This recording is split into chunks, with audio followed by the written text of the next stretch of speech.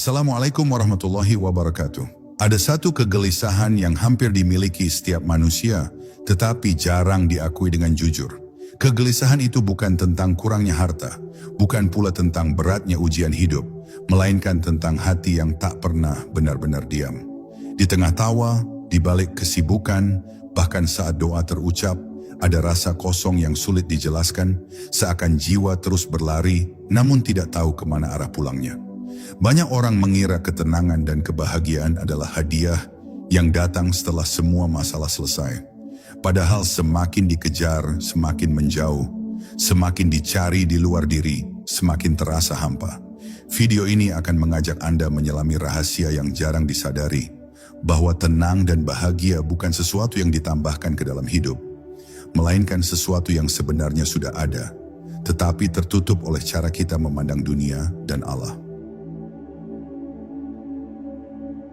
Kegelisahan manusia dan kesalahpahaman tentang bahagia. Manusia diciptakan dengan hati yang sangat halus, namun juga sangat mudah terusik. Sedikit kata bisa melukai, sedikit perbandingan bisa meruntuhkan rasa syukur, dan sedikit harapan yang tidak terpenuhi mampu mengguncang batin berhari-hari. Kegelisahan ini sering dianggap wajar, bahkan dianggap sebagai bagian dari kehidupan modern. Padahal kegelisahan yang terus-menerus bukan tanda hidup yang dinamis, melainkan tanda hati yang jauh dari pusat ketenangannya. Sebagian besar manusia salah memahami apa itu bahagia. Bahagia dianggap sebagai keadaan ketika keinginan terpenuhi, ketika hidup sesuai rencana, dan ketika orang lain mengakui keberadaan dirinya. Maka tidak heran kebahagiaan menjadi sangat rapuh. Hari ini tersenyum, besok gelisah. Hari ini merasa cukup, esok merasa kosong kembali. Kebahagiaan seperti ini tidak pernah menetap karena bergantung pada sesuatu yang terus berubah. Ketenangan pun sering disalahartikan sebagai hidup tanpa masalah. Seolah-olah orang yang tenang adalah orang yang hidupnya mulus, tidak diuji, dan selalu aman. Padahal kenyataannya, banyak orang yang hidupnya tampak sempurna, tetapi batinnya penuh kegaduhan. Sebaliknya, ada yang hidupnya sederhana, bahkan penuh ujian, namun wajah dan hatinya memancarkan kedamaian yang sulit dijelaskan dengan logika. Kesalahpahaman ini membuat manusia terus berlari. Berlari dari satu pencapaian ke pencapaian lain, dari satu harapan ke harapan berikutnya, tanpa pernah berhenti untuk bertanya, mengapa hati ini tidak pernah benar-benar puas?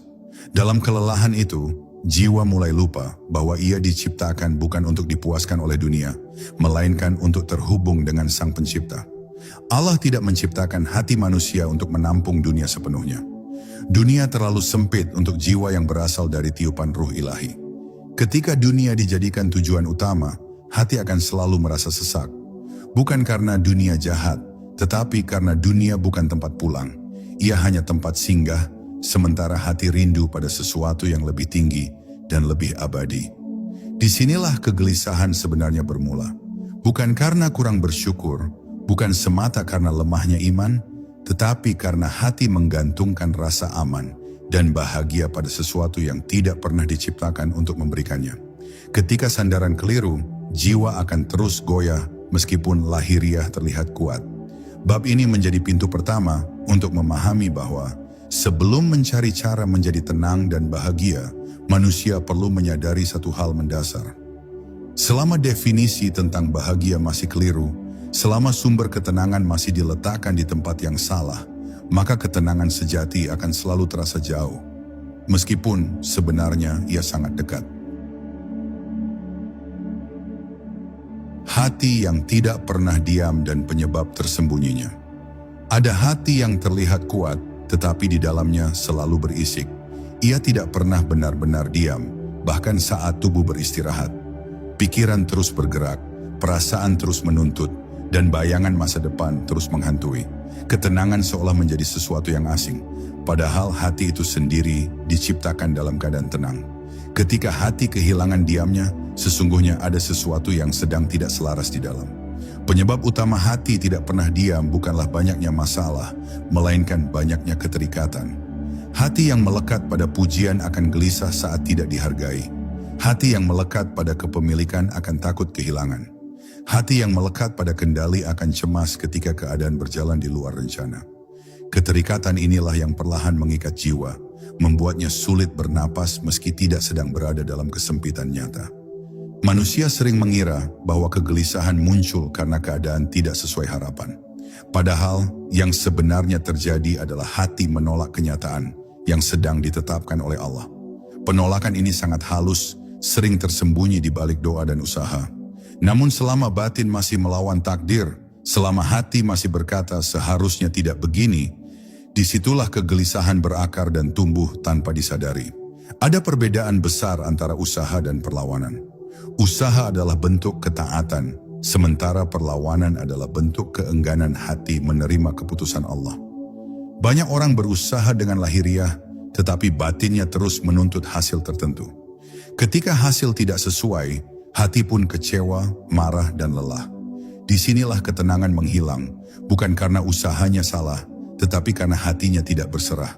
Hati yang tidak pernah diam sebenarnya sedang mencari satu hal, yaitu rasa aman. Sayangnya, rasa aman itu dicari pada makhluk, pada situasi, dan pada masa depan.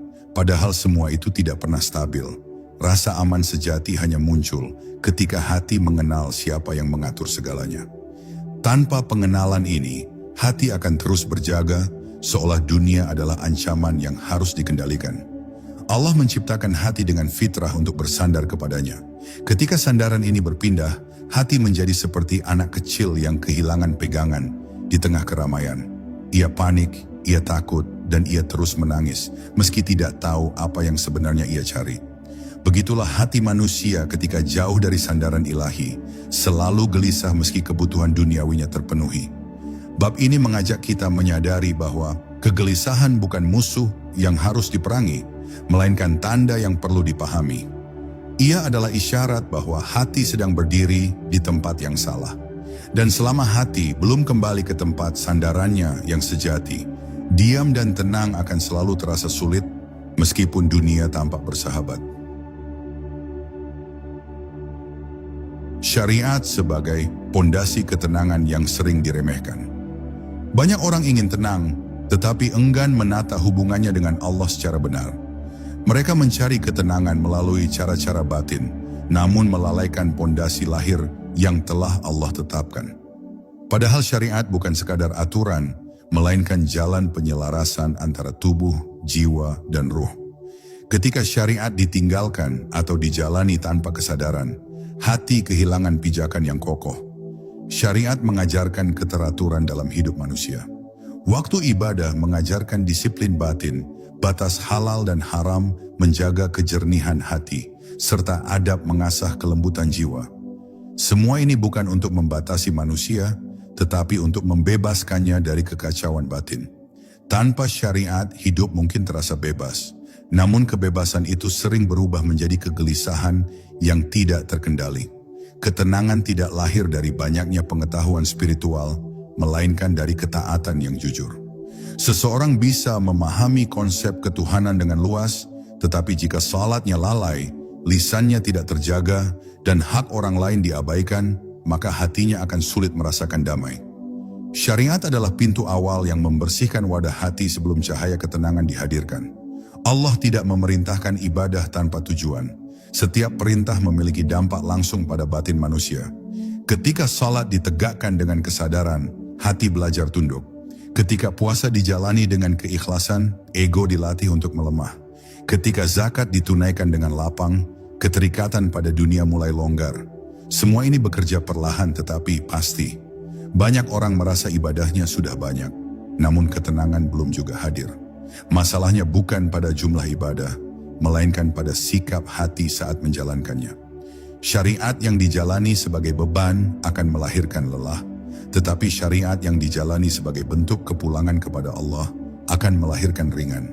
Disinilah perbedaan antara ritual kosong dan ibadah yang menghidupkan jiwa. Syariat juga menjaga manusia dari sumber kegelisahan yang sering tidak disadari, yaitu dosa-dosa kecil yang terus dibiarkan. Setiap pelanggaran meninggalkan noda di hati. Noda itu tidak selalu terasa langsung, tetapi lama-kelamaan menumpuk dan membuat hati gelap serta berat. Ketika hati berat, kebahagiaan terasa jauh meski senyum terus dipaksakan. Bab ini menegaskan bahwa siapapun yang menginginkan ketenangan sejati tidak bisa melewati syariat. Ia bukan penghalang menuju ketenangan batin, melainkan fondasi yang menyiapkan jiwa agar mampu menerima ketenangan dari Allah. Tanpa fondasi ini, bangunan batin akan mudah runtuh saat ujian datang. Hakikat kegelisahan dan peran ego dalam mengacaukan jiwa. Setelah syariat ditegakkan, perjalanan manusia tidak berhenti pada ketaatan lahir. Di dalam dirinya masih ada gelombang halus yang sering tidak disadari, yaitu ego. Ego inilah yang membuat hati tetap gelisah meskipun ibadah telah dijalani. Ia bekerja diam-diam, menyusup ke dalam niat, harapan, dan cara pandang manusia terhadap hidup dan Allah. Ego selalu ingin menjadi pusat. Ia ingin dihargai, ingin dianggap benar, dan ingin dunia berjalan sesuai keinginannya. Ketika keinginan ini tidak terpenuhi, ego bereaksi dengan rasa kecewa, marah, atau sedih yang berlebihan. Dari sinilah kegelisahan batin muncul, bukan karena keadaan itu sendiri, tetapi karena ego merasa tersingkir dan tidak diakui. Dalam dimensi hakikat, kegelisahan adalah tanda bahwa ego masih memegang kendali. Selama seseorang merasa harus selalu menang, harus selalu dipahami, dan harus selalu aman, maka hatinya tidak akan pernah benar-benar tenang. Ego tidak pernah puas, karena ia selalu membandingkan dan menuntut lebih. Bahkan ketika satu keinginan tercapai, ia segera menciptakan keinginan baru. Allah menciptakan ego bukan untuk dimusnahkan, tetapi untuk ditundukkan. Ego yang tunduk akan menjadi alat, sedangkan ego yang berkuasa akan menjadi tiran batin. Banyak orang tampak kuat di luar, namun sebenarnya sedang diperintah oleh egonya sendiri.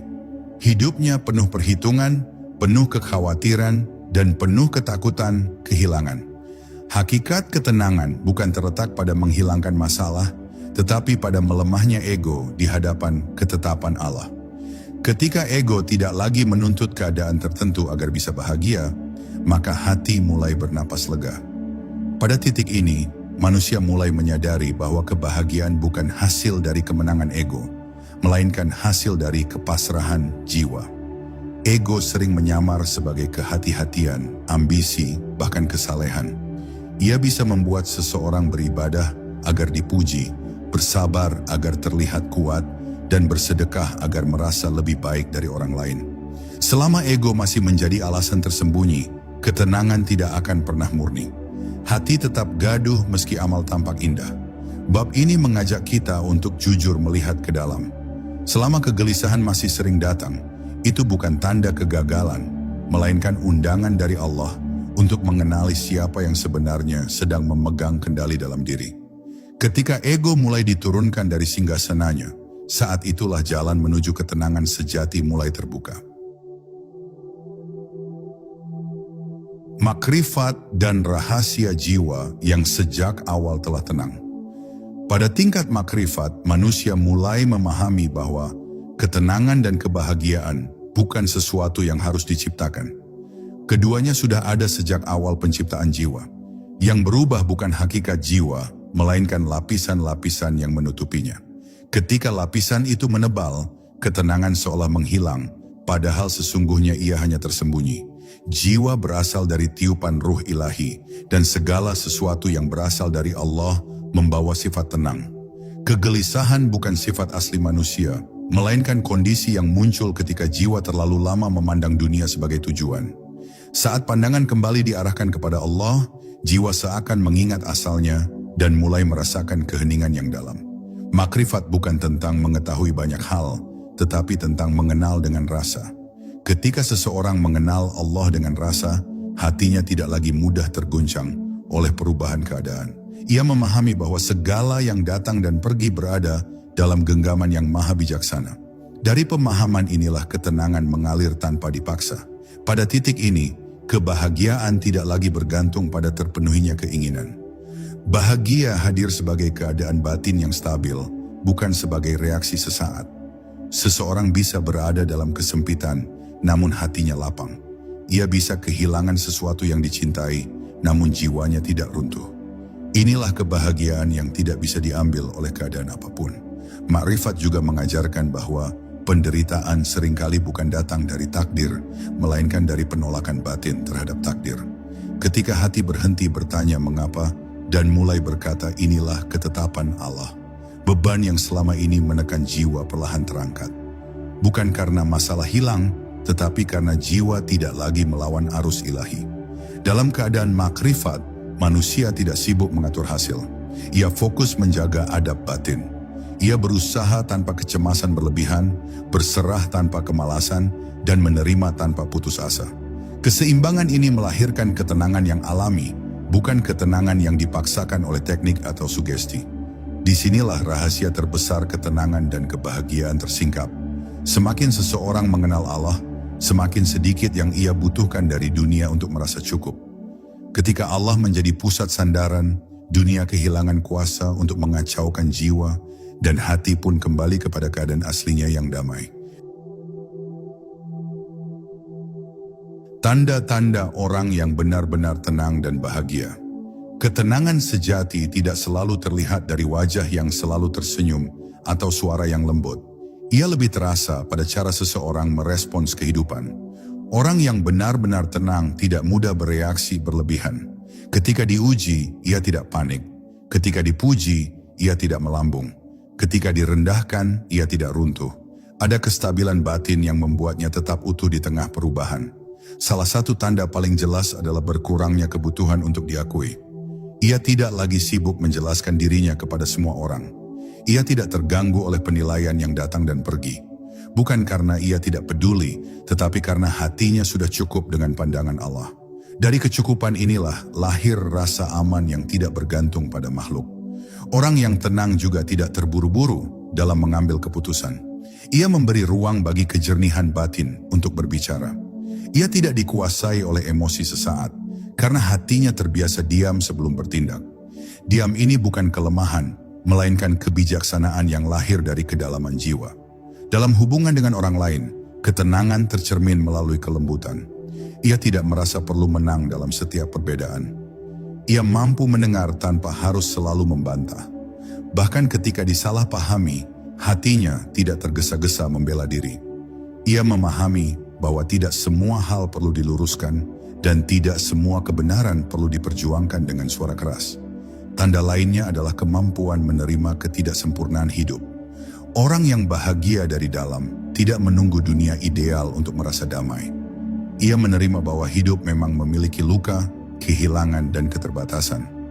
Namun penerimaan ini tidak membuatnya pasrah tanpa usaha. Ia tetap bergerak, tetapi tanpa kegaduhan batin. Ketenangan sejati juga terlihat dari cara seseorang berhubungan dengan waktu. Ia tidak terlalu terikat pada masa lalu dan tidak cemas berlebihan terhadap masa depan. Ia hadir sepenuhnya di saat ini, menjalani apa yang ada di hadapannya dengan kesadaran bahwa setiap detik berada dalam pengaturan Allah yang maha teliti. Semua tanda ini bukan hasil latihan instan, melainkan buah dari perjalanan panjang menata hubungan dengan Allah dan menundukkan ego. Ketika batin telah menemukan tempat sandarannya, ketenangan dan kebahagiaan tidak perlu diumumkan. Ia memancar dengan sendirinya melalui sikap, tutur kata, dan kehadiran yang menyejukkan. Ujian sebagai pintu menuju ketenangan dan kebahagiaan sejati. Banyak manusia menganggap ujian sebagai penghalang ketenangan. Sedikit kesulitan saja sudah cukup membuat hati gelisah dan pikiran gelap. Padahal ujian bukan datang untuk merampas kebahagiaan, melainkan untuk memurnikannya. Tanpa ujian, manusia cenderung menggantungkan hatinya pada dunia dan lupa kepada Allah yang sebenarnya sedang membimbingnya. Ujian berfungsi seperti api yang membersihkan logam. Ia mengikis ketergantungan, mematahkan kesombongan, dan melemahkan ego yang terlalu percaya diri. Ketika sandaran dunia runtuh, barulah hati melihat kemana ia harus benar-benar bersandar. Pada saat itulah ruang ketenangan mulai terbuka, bukan karena penderitaan itu indah, tetapi karena jiwa akhirnya menemukan arah yang benar. Orang yang memahami makna ujian tidak lagi bertanya mengapa aku, tetapi mulai bertanya apa yang sedang Allah ajarkan. Perubahan pertanyaan ini sangat penting, karena disitulah kegelisahan berubah menjadi penerimaan. Hati yang menerima tidak berarti lemah, tetapi justru kuat karena ia tidak lagi melawan ketetapan ilahi. Kebahagiaan yang lahir dari ujian berbeda dengan kebahagiaan yang lahir dari kesenangan. Ia lebih dalam dan lebih tenang. Kebahagiaan ini tidak meledak-ledak, tetapi menetap. Ia tidak membuat lupa diri, tetapi justru mendekatkan jiwa kepada Allah. Inilah kebahagiaan yang tidak mudah hilang, meski keadaan kembali berubah. Ujian juga mengajarkan kejujuran pada diri sendiri. Saat semua topeng runtuh, manusia dipaksa melihat siapa dirinya tanpa hiasan. Di titik ini, banyak yang menemukan bahwa selama ini mereka hidup dalam tuntutan dan kepura-puraan. Ketika kepura-puraan ditinggalkan, hati menjadi ringan dan ketenangan pun muncul tanpa dicari. Tidak semua orang menjadi tenang setelah diuji. Perbedaannya terletak pada sikap batin. Ujian yang disikapi dengan perlawanan akan melahirkan luka, sedangkan ujian yang disikapi dengan kepasrahan akan melahirkan kedewasaan jiwa. Kepasrahan ini bukan berhenti berusaha, melainkan berhenti memberontak terhadap keputusan Allah. Dari sini menjadi jelas bahwa ujian bukan lawan ketenangan, melainkan jalannya. Semakin seseorang mampu melihat ujian sebagai sentuhan kasih dari Allah, semakin mudah hatinya menemukan damai. Pada saat itulah kebahagiaan tidak lagi bergantung pada keadaan, tetapi tumbuh dari kedekatan batin dengan Sang Penentu segalanya. Cara menghadirkan ketenangan dan kebahagiaan dalam kehidupan sehari-hari. Ketenangan dan kebahagiaan bukan sesuatu yang hanya dirasakan saat ibadah atau momen tertentu.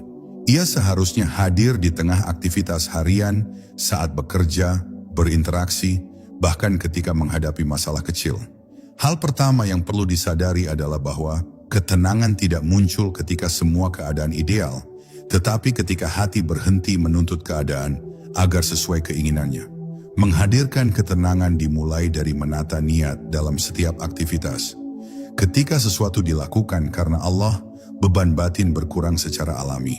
Pekerjaan tidak lagi menjadi sumber tekanan, melainkan ladang pengabdian. Interaksi dengan manusia tidak lagi penuh tuntutan, melainkan ruang untuk melatih adab dan kesabaran. Dari niat yang lurus inilah kebahagiaan kecil mulai terasa bermakna. Langkah berikutnya adalah belajar melepaskan kendali berlebihan. Banyak kegelisahan muncul karena keinginan untuk memastikan segalanya berjalan sesuai rencana. Padahal manusia hanya diminta berusaha, bukan menguasai hasil. Saat hati benar-benar memahami batas perannya, beban yang selama ini menekan jiwa perlahan terangkat. Ketenangan juga tumbuh ketika seseorang membatasi apa yang masuk ke dalam hatinya. Terlalu banyak perbandingan, terlalu banyak keluhan, dan terlalu banyak keinginan yang tidak perlu akan membuat batin penuh. Menyederhanakan pandangan hidup bukan berarti menurunkan kualitas diri, tetapi membersihkan ruang batin agar cahaya ketenangan bisa masuk. Kebahagiaan sejati sering hadir dalam hal-hal sederhana yang selama ini terlewatkan. Saat hati tidak lagi sibuk mengejar yang belum dimiliki, ia mulai merasakan nikmat pada apa yang sudah ada. Nafas yang tenang, waktu yang cukup, dan kesempatan untuk mendekat kepada Allah menjadi sumber kebahagiaan yang tidak tergantung pada keadaan luar. Hubungan dengan Allah juga perlu dijaga secara batin, bukan hanya rutinitas. Zikir yang dilakukan dengan kesadaran akan menenangkan jiwa lebih dalam dibandingkan banyaknya ucapan tanpa kehadiran hati. Ketika hati sering diajak kembali kepada Allah, ia akan lebih cepat tenang saat diguncang oleh urusan dunia. Dengan cara-cara ini, ketenangan dan kebahagiaan tidak lagi menjadi konsep yang jauh. Ia hadir perlahan, menyatu dengan kehidupan sehari-hari. Bukan sebagai euforia sesaat, tetapi sebagai keadaan batin yang stabil, ringan dan penuh rasa syukur terhadap apapun yang sedang ditetapkan oleh Allah. Kesalahan halus yang membuat ketenangan dan kebahagiaan kembali hilang. Banyak orang pernah merasakan ketenangan dan kebahagiaan, namun tidak lama kemudian perasaan itu menghilang. Bukan karena ketenangan tersebut palsu, melainkan karena ada kesalahan halus yang kembali dilakukan tanpa disadari. Kesalahan ini tidak selalu tampak sebagai dosa besar, tetapi sebagai sikap batin yang perlahan menjauhkan hati dari Allah. Salah satu kesalahan paling umum adalah merasa sudah sampai. Ketika seseorang mulai merasa cukup dengan pencapaiannya, baik dalam ibadah maupun pemahaman spiritual, Saat itulah ego diam-diam kembali mengambil alih. Rasa puas terhadap diri sendiri menutup pintu kerendahan hati, dan tanpa kerendahan hati, ketenangan tidak akan bertahan lama. Kesalahan lain adalah kembali menggantungkan kebahagiaan pada keadaan luar. Ketika hati mulai berkata, "Aku akan tenang jika ini selesai, aku akan bahagia jika itu tercapai," maka ketenangan menjadi bersyarat. Syarat-syarat inilah yang membuat hati mudah terguncang, karena dunia tidak pernah bisa sepenuhnya dikendalikan. Ada pula kesalahan berupa kelalaian kecil yang dibiarkan. Menunda ketaatan, meremehkan adab, dan membiarkan hati dipenuhi keluhan terlihat sepele, tetapi dampaknya besar. Kelalaian seperti ini perlahan mengeraskan hati, membuatnya tidak peka terhadap kehadiran Allah dalam kehidupan sehari-hari. Sebagian orang juga terjebak pada kesibukan spiritual yang berlebihan, hingga lupa pada keseimbangan hidup. Mereka memaksakan diri tanpa memperhatikan kondisi jiwa dan tubuh. Akibatnya, kelelahan muncul dan ketenangan berubah menjadi beban. Padahal Allah tidak menghendaki hamba-Nya berjalan dengan tekanan, tetapi dengan kesadaran dan cinta. Kesalahan yang paling halus adalah mengharapkan ketenangan sebagai tujuan, bukan sebagai buah. Ketika ketenangan dijadikan target, hati justru menjadi tegang. Ia terus memeriksa dirinya, sudah tenangkah aku, sudah bahagiakah aku?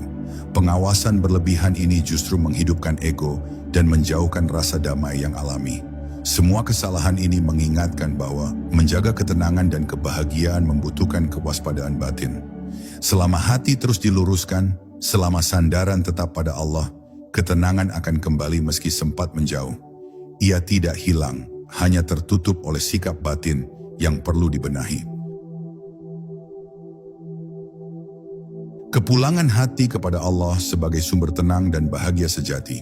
Pada akhirnya, setiap pencarian akan membawa manusia kembali kepada satu titik yang sama, yaitu kepulangan. Bukan kepulangan fisik, melainkan kepulangan batin. Hati yang lama berkelana di dunia, lelah menggantungkan harapan pada makhluk, dan letih mengejar pengakuan, akhirnya menyadari bahwa tidak ada tempat istirahat selain dekat dengan Allah. Ketenangan sejati muncul ketika hati berhenti mengembara dan mulai menetap. Ia tidak lagi berpindah dari satu sandaran ke sandaran lain. Ia tidak lagi menaruh rasa aman pada sesuatu yang fana. Ketika Allah menjadi satu-satunya tempat bergantung, jiwa tidak lagi terombang-ambing oleh perubahan keadaan. Kebahagiaan pada titik ini tidak lagi berbentuk kegembiraan yang meledak-ledak. Ia hadir sebagai ketentraman yang dalam, yang tidak banyak bicara tetapi terasa kuat. Kebahagiaan ini tidak bergantung pada terpenuhi atau tidaknya keinginan, karena keinginan terbesar hati telah terpenuhi, yaitu merasa dekat dan dijaga oleh Allah. Dalam kepulangan batin ini, manusia tidak kehilangan dunia, tetapi dunia kehilangan cengkeramannya. Masalah tetap ada, tanggung jawab tetap berjalan, namun semuanya tidak lagi menguasai jiwa. Hati bergerak ringan karena ia tahu bahwa apapun yang terjadi berada dalam pengaturan yang penuh hikmah. Kepulangan ini juga melahirkan rasa ridha yang lembut. Bukan ridha yang pasif tetapi ridha yang aktif, yang tetap berusaha sambil menyerahkan hasil sepenuhnya kepada Allah. Dari ridha inilah lahir ketenangan yang tidak bisa dijelaskan dengan logika, hanya bisa dirasakan dengan kehadiran batin. Saat hati telah pulang, doa tidak lagi sekadar permintaan, melainkan percakapan yang penuh kedekatan. Ibadah tidak lagi terasa berat, karena ia dilakukan oleh jiwa yang rindu, bukan oleh tubuh yang terpaksa. Inilah keadaan di mana ketenangan dan kebahagiaan menjadi bagian dari hidup, bukan sesuatu yang dicari di luar diri. Kepulangan hati kepada Allah bukan akhir perjalanan, melainkan awal kehidupan yang sebenarnya. Kehidupan yang dijalani dengan kesadaran, ketundukan, dan rasa cukup yang dalam. Pada titik ini, manusia memahami bahwa tenang dan bahagia bukan hadiah dunia, tetapi buah dari hati yang telah menemukan Tuhannya. Jika selama ini hati terasa gelisah, mungkin bukan karena hidup terlalu berat, melainkan karena hati terlalu jauh. Bukan karena dunia kejam, tetapi karena sandaran belum tepat. Saat hati kembali kepada Allah, ketenangan tidak perlu dicari dan kebahagiaan tidak perlu dikejar. Semoga apa yang tersampaikan menjadi pengingat lembut, bahwa di tengah hiruk pikuk kehidupan selalu ada jalan pulang yang terbuka. Jalan itu tidak jauh, tidak rumit, dan tidak membutuhkan apapun selain kejujuran hati. Wassalamualaikum warahmatullahi wabarakatuh.